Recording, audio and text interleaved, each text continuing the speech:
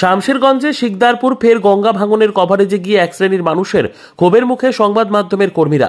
সাংবাদিকদের অকথ্য ভাষায় গালিগালাজ, রোষের মুখে পড়তে হয় সাংবাদিকদের। কিন্তু কেন? এর পেছনে কি কোনো উদ্দেশ্য বা কোনো চক্রান্ত রয়েছে, না মানুষ শুধু শুধু গালি দিচ্ছে? বৃহস্পতিবার রাতে ফের একবার এক শ্রেণীর মানুষের রোষের মুখে সাংবাদিকরা। ক্যামেরা দেখতে অকথ্য ভাষায় গালি থেকে বাদ যায়নি বেশ কিছু বড় মাপের নেতা আমলারা।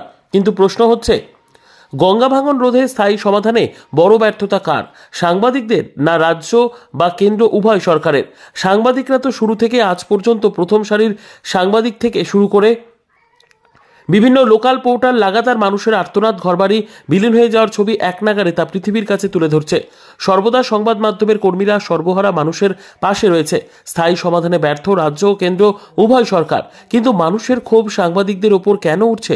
প্রশ্ন, না এর পেছনে বড় কোনো চক্র রয়েছে, না এই ভাঙন খবর সম্প্রচারে কাদের গাত্রদাহ হচ্ছে তাই তারা কিছু মানুষকে সাংবাদিকদের পেছনে লেলিয়ে দিচ্ছে?